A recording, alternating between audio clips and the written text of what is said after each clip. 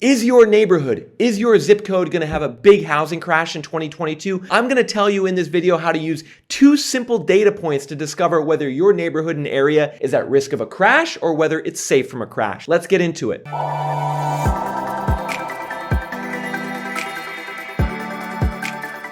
And we're going to get things started by looking at a map here, and we're looking at a map of the Dallas Fort Worth metro area, zip code by zip code, everyone. And even if you don't live in Dallas, stick with me. I'm going to look at more cities later in this video, but I just want to illustrate the point of how much of a variation there was and how Dallas's housing market responded to the last housing crash from 2007 to 2012. This is showing how much prices went down during the last housing crash across Dallas zip codes. And just by looking at that map real quick, I'm sure you guys noticed big differences in color variation throughout the map. Some areas were dark red, prices went down a lot. Other areas were kind of translucent, prices didn't go down that much. So even though Dallas as a whole had about a 10% decline during that last housing crash, certain neighborhoods, certain zip codes had a 50% decline. Other neighborhoods had no decline whatsoever. You can see the exact same thing in Houston, where we again have a big variation. Areas around a 33% crash, areas that actually saw an increase in prices in Houston. Same thing in the San Francisco metro area, where we have 50% declines over here in Oakland and Alameda County, but then in downtown San Francisco, we didn't have much of a decline. Same thing in LA. LA, we see big 50 handles, 50% declines throughout much of the central Los Angeles County area, but then Beverly Hills, Santa Monica had a 20% decline. And that's some fascinating data, everyone, that even in the last housing crash from 2007 to 2012 in America, which was the worst of all time, certain zip codes, certain neighborhoods, and certain cities didn't get affected at all. And this is extremely relevant for you to think about today. Today in 2021 or 2022, if you are looking at buying at the peak of a bubble, you want to make sure that you mitigate your risk as much as possible. And one of the best ways to do that is by looking into history and trying to understand why certain neighborhoods and zip codes back in the last crash went down by 50%. Why did some neighborhoods and zip codes go down by 50%? Yet why did others not go down at all? Why did others hold their value? And in this video, I'm going to explain to you why that's the case. And it's really 2 simple variables that explain most of this variation. And the great thing is you can look up these data points and variables about your city and neighborhood today. And I'm going to show you how to do that at the end of this video. But first, let's go back and look at Dallas. So zooming in here on the areas in Dallas that got hit hardest in the last crash, we zoom in and we could see it's really the southern portion of Dallas to the eastern portion of Dallas. We see a 52% decline in the zip code 75210, 40% in 75215, 40% in 75203. Heavy declines as we basically head south into Dallas. Meanwhile, if we go to a neighborhood like Highland Park, one of the wealthiest areas of America, Highland Park only saw a 5% decline. If we scroll up to Plano, Plano only saw a 3% decline up in the suburbs. And what we saw in Dallas, as well as many other cities in America during the last crash, is that wealthier areas with lower poverty rates, such as Highland Park and Plano, did not see as much of a decline. Meanwhile, in Dallas, those areas south of the city, very high poverty rates, 30-40% poverty rates, meaning that between 30 and 40% of all the households fell below the poverty line. Those are the ones that had the biggest declines in prices. And you can see what I'm talking about here on this scatter plot, where we're comparing every zip code in Dallas by its poverty rate during the last crash to how much prices declined. And what's very clear is that if you head further down to the right on this graph, which means higher poverty rate, higher price decline, there's a very strong relationship. The same relationship holds here in Houston, as it does in Los Angeles, as it does in Atlanta. And so the higher the poverty levels, the bigger the downside. And I believe this is a relationship that's still going to hold today, entering 2022, as the housing bubble bursts in America, the crash starts. I believe, again, it's going to be higher poverty neighborhoods that have the most downside in prices. And it's really 2 reasons that explain this. Number 1,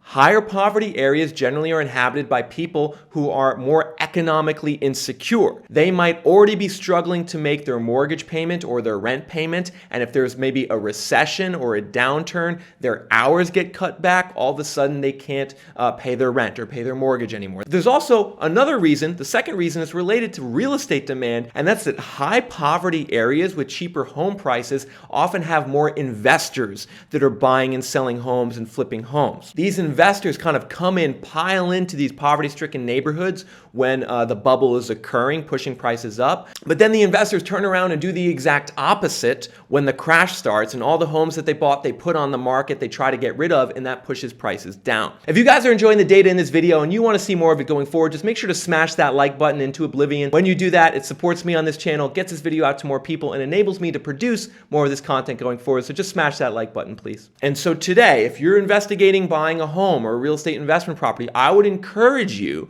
to make sure you look up the poverty rate before buying. At the end of this video, I'm going to show you how you can easily do that for free online. I'm also going to tell you kind of the poverty rates that are high and low and what you need to watch out for. But as discussed, poverty rate is not the only thing that matters. There's a second indicator, a second data point and variable that was very predictive of how much prices declined in the last housing crash, and I believe again in 2021, 2022 is also going to be predictive of declines. And to understand this variable better, let's take a look at San Francisco. We are taking a look at a map of the San Francisco, Oakland metro area, zip code by zip code, how much prices went down during the last housing crash. And as I discussed before, you can see huge variations, whereas in urban San Francisco, we only saw 15 to 20% declines, which, are big declines, but are nothing in comparison to the 65% decline we saw in 94804 in Richmond, or the 40% decline we saw in 94551 in Livermore, or if we zoom in here, the 60% decline we saw in 94601 in Oakland. And so San Francisco on average lost about 35% of its value in the last crash, but yeah, certain zip codes were at 60%, other zip codes were at 10%.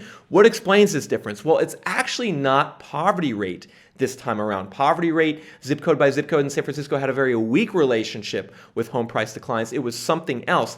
It was quite simply how much home prices went up in the bubble prior to the crash. And you can see that represented on this graph. We're here on the x-axis. We're taking a look at the value growth by zip code from 2001 to 2006. So again, how much prices went up in the 5 years before the crash compared to how much they went down during the crash.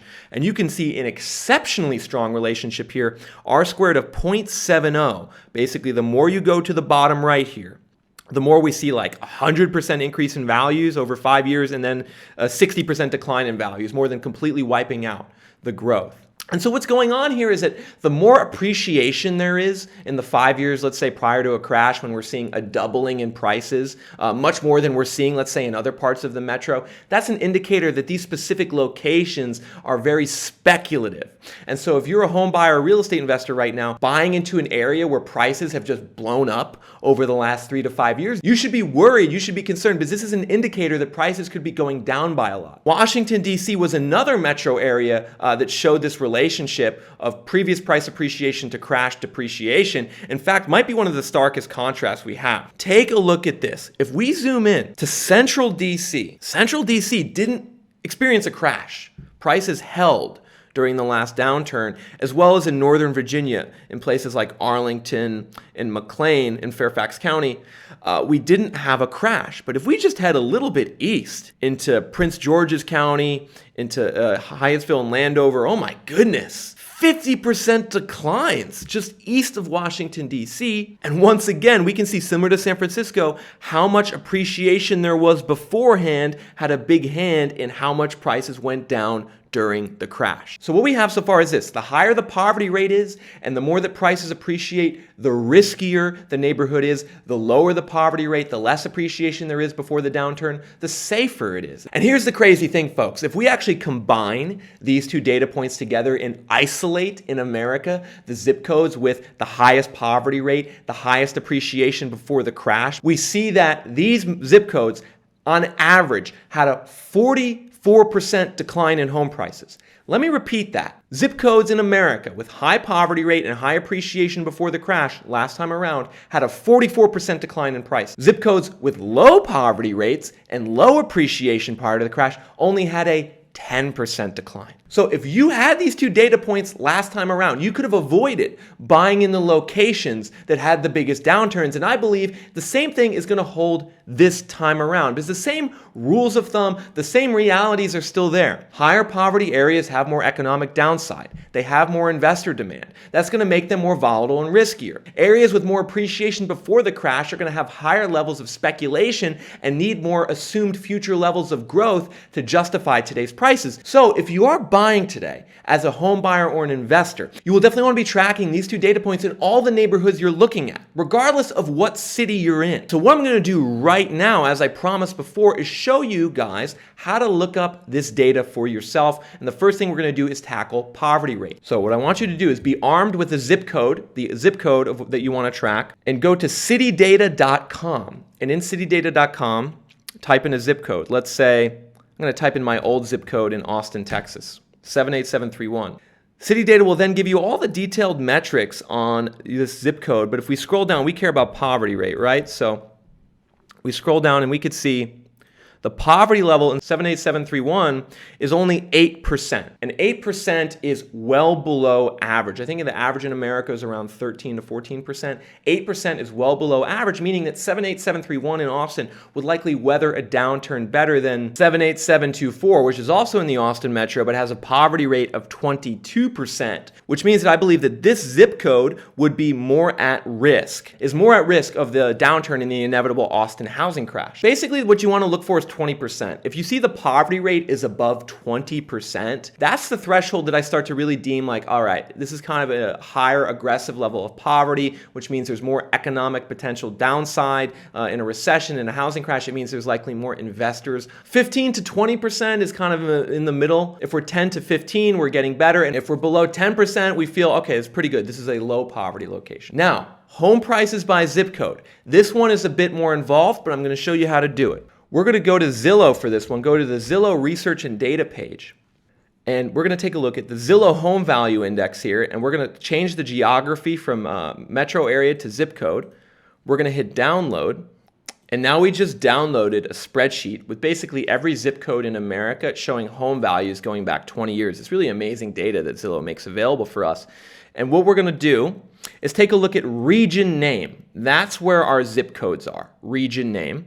And so the first thing I'm going to do is I'm going to just hide all of the rows before 2016, because we care about the last 5 years.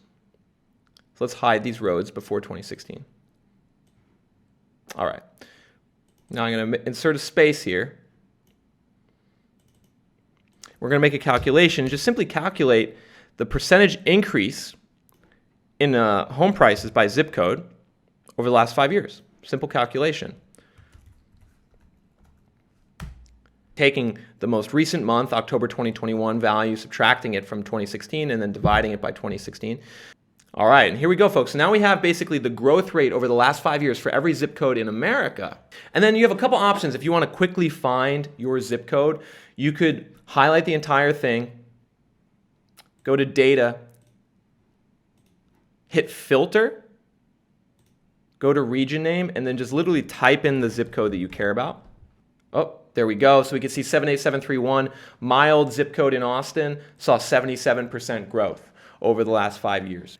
If you want to check out like your metro area in general, you can just type in, for instance, Dallas-Fort Worth, and now we just have every zip code in the Dallas-Fort Worth metro area showing. And this is really powerful tool. Very quickly, if you're looking at buying a home or investment property in a certain neighborhood, a certain zip code, you can look up on City Data the poverty rate, and on Zillow the appreciation in the last 5 years. And if we find a poverty rate above 20%, if we find a level of appreciation above 50 or 60% over the last 5 years, that would be high. That would be like, all right, we're entering a riskier area that has more downside. If we find that the poverty rate's below 10% and the appreciation rate is below 50%, maybe it's 30 or 40, we feel better. We feel like there's less downside. This is a safer location. I hope you all enjoyed this video. It's kind of data intensive. I hope you all stuck with me through it. If you did and you appreciate the data I showed you here, just make sure to smash that like button. That's the best way that you can support this channel and get this video out to more people. Additionally, make sure you're a subscriber. I come out with 3 of these data-driven videos per week. And if you're